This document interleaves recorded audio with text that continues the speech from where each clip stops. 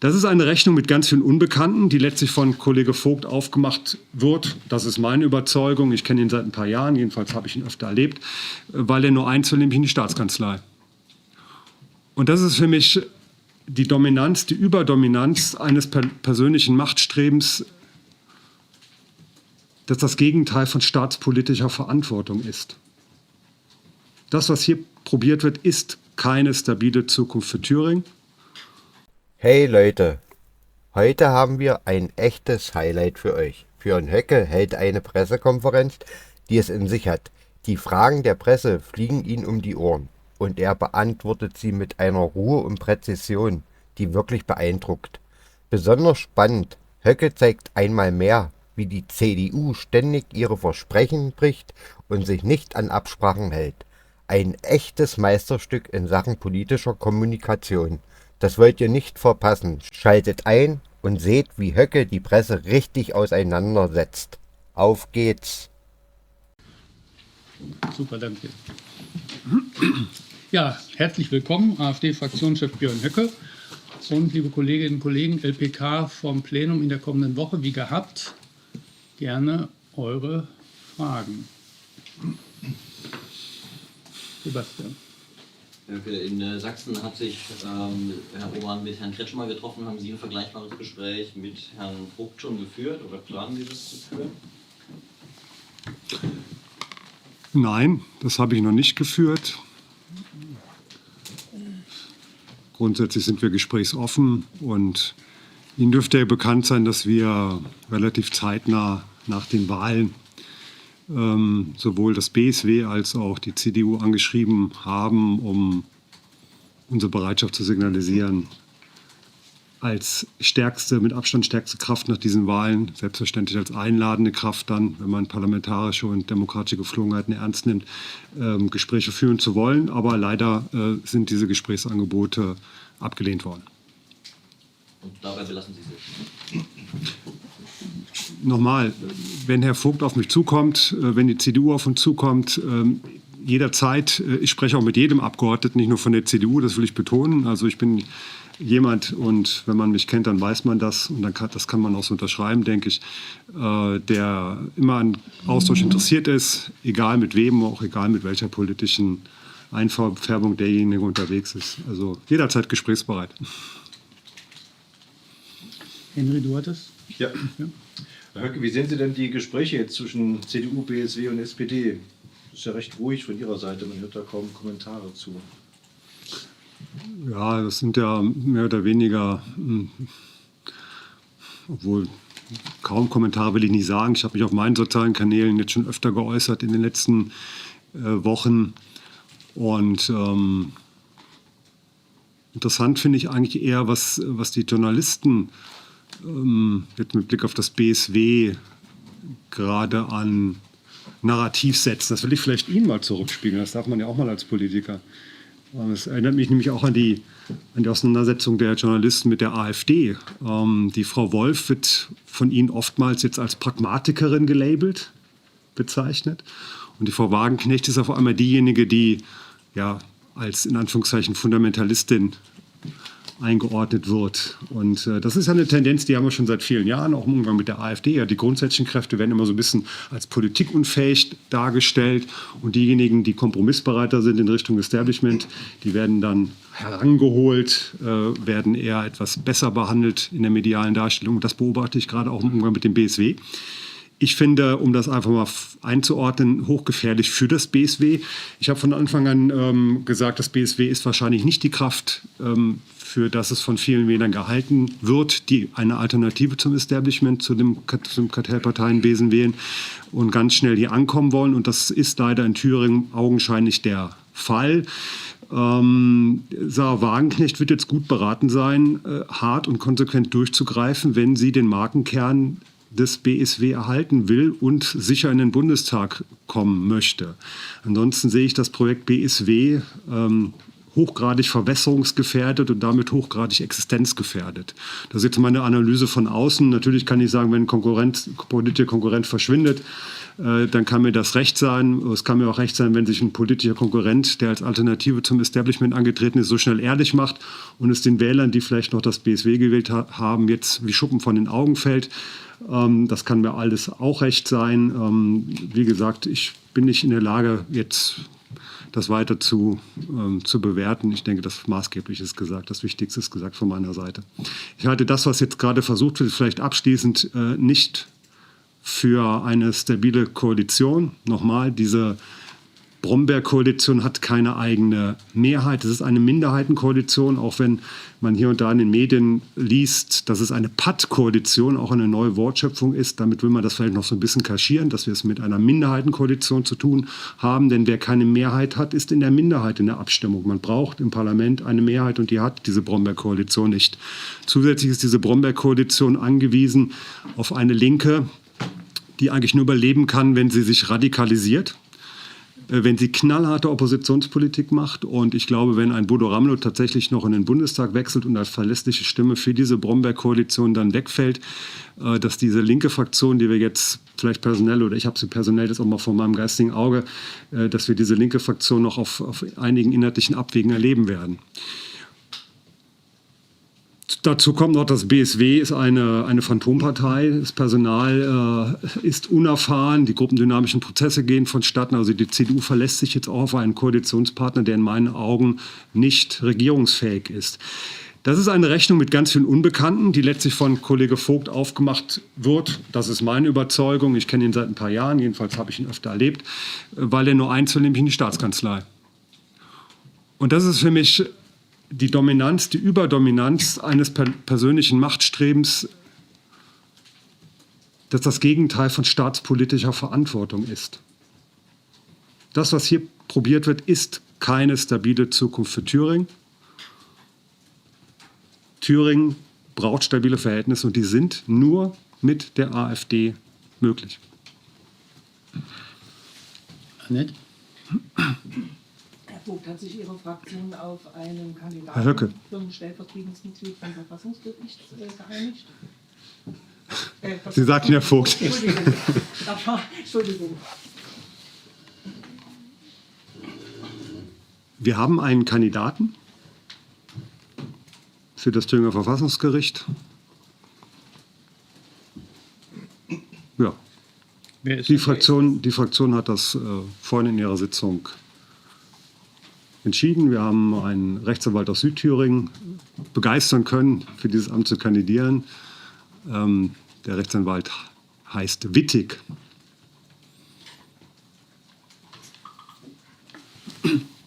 Mike? Eines der wichtigen Themen der nächsten Wochen und Monate ist natürlich der Haushalt.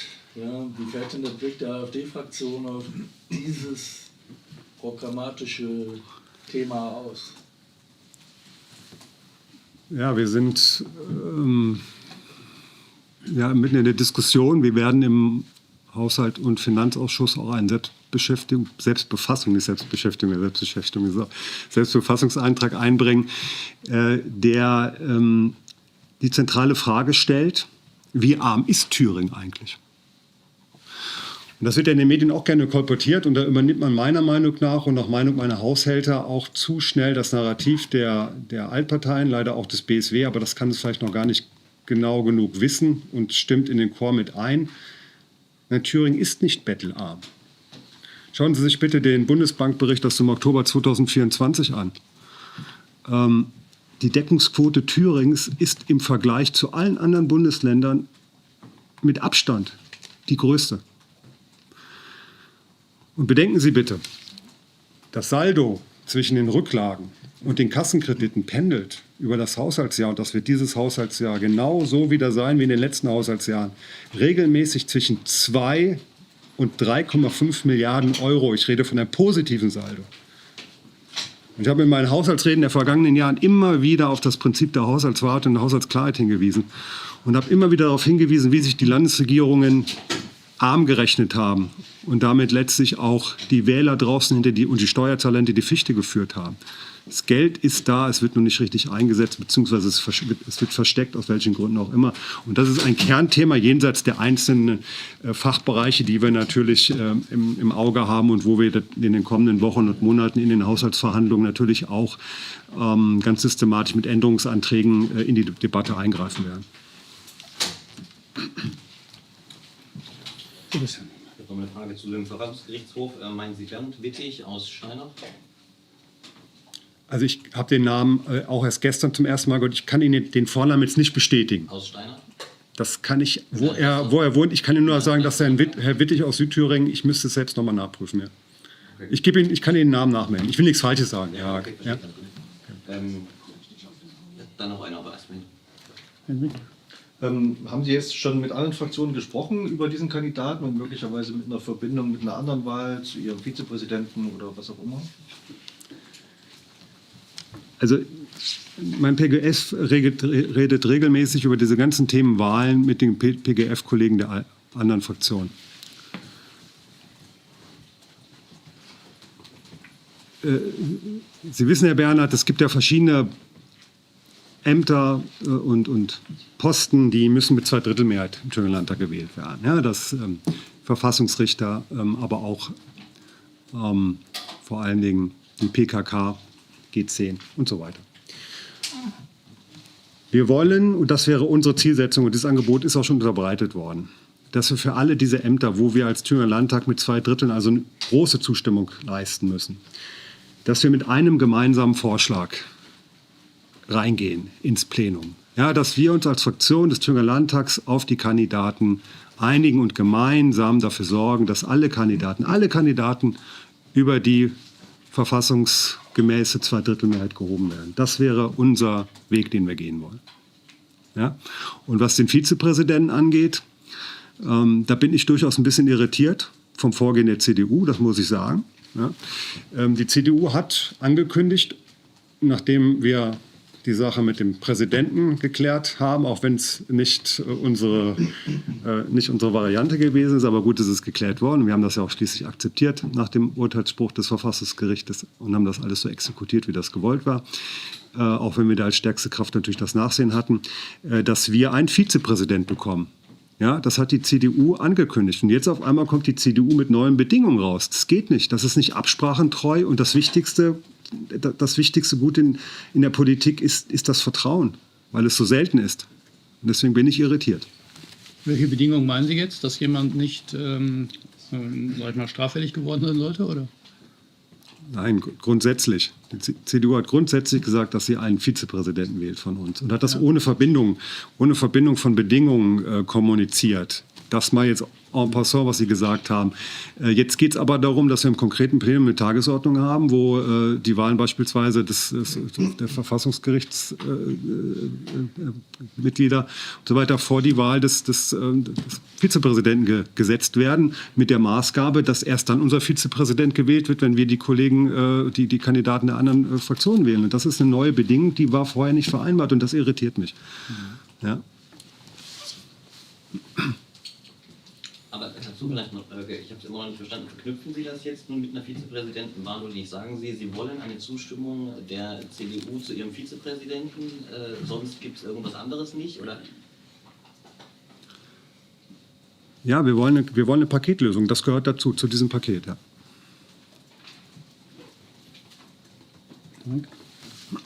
Die neue Regierung, wenn sie denn zustande kommt, die neue Koalition hat für die Landtagsarbeit eine Art Konsultationsmechanismus angekündigt, in dem alle Parteien beteiligt werden bei Gesetzgebungsverfahren. Glauben Sie, dass sowas realistisch ist aus Sicht der AfD? Es konterkariert den Modus vivendi der parlamentarischen Demokratie der letzten 70 Jahre. Muss man einfach so deutlich einordnen. Das ist eine Hilfskrücke, mit der man ein labiles Konstrukt irgendwie handhabbar machen möchte. Man bräuchte diese Hilfskrücke nicht, wenn man einfach nur dem Votum der Wähler entsprechend die Regierung hier bilden würde und die Regierungsbildung zulassen würde. Das heißt, im Umkehrschluss in einer Geschichte entziehen Sie sich ein Stück weit dann. Wir haben kein Interesse daran, eine labile Regierung zu stützen. Wir werden, wenn wir nicht in die Regierung kommen, eine knallharte Oppositionspolitik machen. Selbstverständlich. Weil wir wissen, diese Regierung steht für Stillstand. Alles das, was wir wissen, was wir wahrnehmen durften, Sondierungspapierinhalte, allein die windelweiche Präambel dieses Sondierungspapiers, deutet darauf hin, dass das Gegenteil von dem eintritt, was die Thüringer wollen. Sie wollen Veränderung. Sie wollen keinen politischen Stillstand. Und das, was diese Bromberg-Koalition vorhat, ist ein Verwalten dieses Landes in schwieriger gesamtgesellschaftlicher Situation. Und das ist zu wenig. Und das machen wir mit Sicherheit nicht mit. Sebastian. Ich will nochmal auf Ihre Mathematik von vorhin raus. Sie haben vorhin gesagt, wer keine Mehrheit hat, ist in der Minderheit in einer Abstimmung. Das stimmt ja nicht. 44 gegen 88 ist ein Patt am Ende des Tages. Sie haben die Abstimmung vielleicht nicht gewonnen, aber Sie haben sie am Ende des Tages auch nicht verloren. Jetzt gäbe es ja rechnerisch sozusagen auf der anderen Seite eben auch ein Patt. Linke, AfD, wenn sie sich zum Beispiel zum Haushalt ablehnend gemeinsam verständigen. Es kann ja auch sein, dass auf der anderen Seite auch mal jemand krank ist oder so. Dann hätten Sie ja eine Mehrheit, möglicherweise zusammen mit den Linken. Planen Sie in irgendeiner Art und Weise in diese Richtung, solche Mehrheiten auch zu nutzen? Nochmal, ich finde diese Pattsituation furchtbar für die Lage, in der dieses Land ist. Wir brauchen eine handlungsfähige Regierung mit einer stabilen Mehrheit. So. Ja, nochmal, aber Patt bedeutet eben nicht Mehrheit. Ich hab das in dem Kontext gestellt, dass ich kritisiere, dass hier wieder Wortneuschöpfungen präsentiert werden, auch von den Medien, die kaschieren, dass wir hier in einer labilen Situation sind und dass wir es de facto mit einer Minderheitsregierung zu tun haben. Sie brauchen, wenn Sie ein Gesetz durchbringen wollen, die Mehrheit. Und das ist völlig egal, ob Ihnen eine Stimme fehlt oder ob Ihnen 3 oder 5 oder 10 Stimmen fehlen. Sie brauchen die Mehrheit. Punkt. Ja, die Mehrheit könnte man ja, hat der Kollege ja vollkommen recht, die Mehrheit könnte man ja dadurch bekommen, dass die Linke zum Beispiel angekündigt hat, in der Regel nicht mit, oder eigentlich per se nicht mit Ihnen abstimmen zu wollen. Also ja, nochmal, würde Ihre Fraktion gegen die Koalition stehen am Ende. Ne? Die Linke meinetwegen enthält sich, also hat man eine Mehrheit. Wären 44 Stimmen schon die Mehrheit. Ist zwar nicht die Parlamentsmehrheit, aber wäre dann die Abstimmungsmehrheit. Ja, das kann natürlich solche Situationen geben, die will ich ja gar nicht grundsätzlich in Abrede stellen. Aber bei den großen Projekten, bei den großen politischen Projekten, die letztlich auch maßgeblich dafür sind, dass wir stabile Verhältnisse haben, dass wir planbare Politikansätze umsetzen können oder planen können und umsetzen können, beispielsweise das Haushaltsgesetz und so, da wird es solche Spielereien nicht geben. Wir sind in einer Situation, in der sich eine Regierung bildet, die gezwungen dazu ist, eine Schaukelstuhlpolitik zu machen. Ja? Ich halte es nicht für ausgeschlossen, und das war immer unsere Philosophie und immer unsere Kultur als AfD-Fraktion im Thüringer Landtag. Wir prüfen Anträge immer unabhängig von dem Einbringer. Wir prüfen immer in der Sache. Und wenn uns etwas gefällt, und wir haben in der Vergangenheit auch schon linken Anträgen zugestimmt im Thüringer Landtag als AfD-Fraktion, dann werden wir diese Anträge unterstützen. Unabhängig und ohne Ansehen, in Anführungszeichen, der Person oder der einbringenden Fraktion. Aber nochmal, das ist eine Schaukelstuhlpolitik, die die Lage nicht vereinfacht.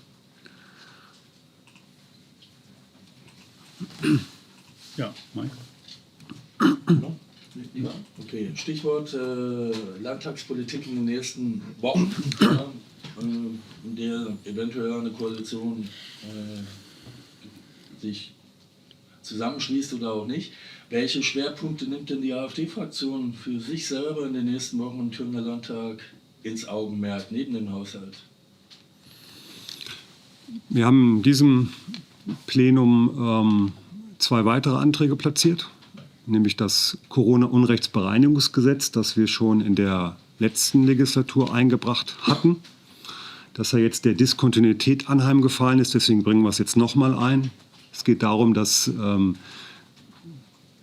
Bürger, die durch die Corona-Maßnahmenpolitik geschädigt worden sind, also die zu Bußgeldzahlungen oder Verwarngeldzahlungen verurteilt worden sind, die Gerichtskosten hatten, die Anwaltskosten hatten, dass die für das erlittene Unrecht entschädigt werden. Das ist ein wichtiger Ansatz von uns, zusammen mit der Einsetzung des Corona-Untersuchungsausschusses. Das ist ein Paket, das wir präsentieren, um das Corona-Unrecht aufzuarbeiten. Und das Zweite ist die Aufforderung an die Landesregierung, die Medienstaatsverträge zu kündigen. Das ist ein zentrales Thema unseres Wahlkampfs auch gewesen. Wir haben ja immer deutlich gemacht, dass uns das ein Herzensanliegen ist. Ich habe immer wieder deutlich gemacht und meinen Wählern auch versprochen, wenn ich Ministerpräsident würde, wäre das eine meiner ersten Amtshandlungen. Und wir wollen, dass der Reformdruck endlich erhöht wird. Die Zeit des Redens ist vorbei. Ich habe selbst als Mitglied des Medienausschusses über Jahre die Diskussion verfolgt und am Ende kam nie was bei raus. Die Kündigung würde dazu führen, dass man wirklich 2 Jahre Zeit hat, dann die Reform durchzuführen. Das heißt, es gäbe einen Reformdruck und das ist eigentlich die Hauptstoßrichtung dieses Antrages. Es muss jetzt endlich etwas getan werden. Den Wählern draußen platzt die Hutschnur. Es kann kein weiter so gehen. Das sind die 2 wichtigen Projekte, die wir jetzt in diesem Plenum jenseits des Haushaltes drin haben. Was ja auch in der Tagesordnung steht, sind jetzt 2 Untersuchungsausschüsse zum Thema Corona. Gab es da nochmal Gespräche oder müssen wir uns auf die Situation einstellen, dass wir am nächsten Mittwoch oder Donnerstag hier 2 parallel tagende Untersuchungsausschüsse zum gleichen Thema haben? Wir fänden es schade, wenn es so wäre. Ich muss Ihnen sagen, dass ich relativ enttäuscht bin von dem Antrag, von dem Einsetzungsbeschluss des BSW. Ich kann es aber auch verstehen, wie gesagt, das BSW ist eine junge Partei und ich habe auch Verständnis dafür, dass man dann mit heißer Nadel strickt. Das ist ja letztlich eine Kopie des Antrages, der auch in Sachsen eingebracht wird. Der ist wirklich zu kurz gesprungen, dieser Antrag. Und es scheint nur so zu sein, dass das BSW lediglich die Lehre aus Corona für die Zukunft ziehen will. Viele Fragen sind unpräzise gestellt, ermöglichen auch Ausflüchte und das ist die größte Sorge, die ich habe.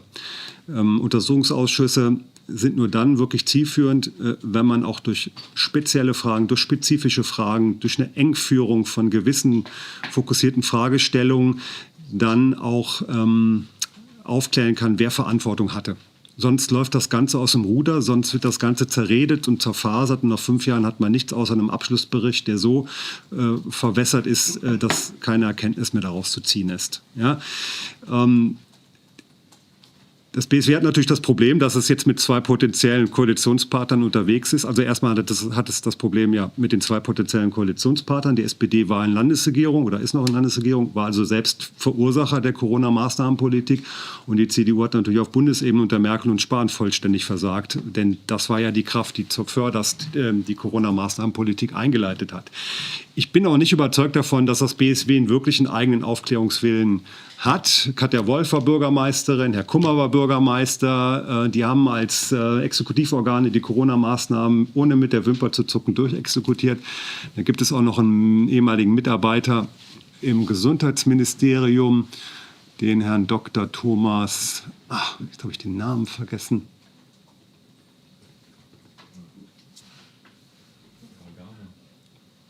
Wie bitte? Vogava? Der heißt nicht Thomas, der heißt Stefan.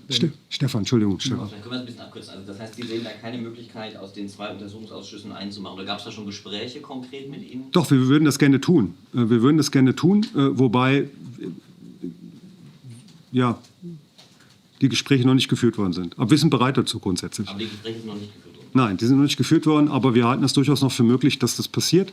Also wir sind da gesprächsbereit und offen, aber wichtig ist uns natürlich, dass unsere Anliegen auch in einem gemeinsamen Einsetzungsbeschluss berücksichtigt werden, dass man wirklich zu der Frage kommt, wer war verantwortlich für die Maßnahmen, vor allem mit Fokus auf die Landesregierung und vor allen Dingen mit Fokus auch auf die verschiedenen Phänomenbereiche. Ja, also Phänomenbereich Impfung, Phänomenbereich Straßenprotest und Phänomenbereich beispielsweise auch Schulen und so weiter. Das muss systematisch abgearbeitet werden und dafür ist der BSW-Beschluss keine gute Grundlage. Also da würden wir Wert drauf legen.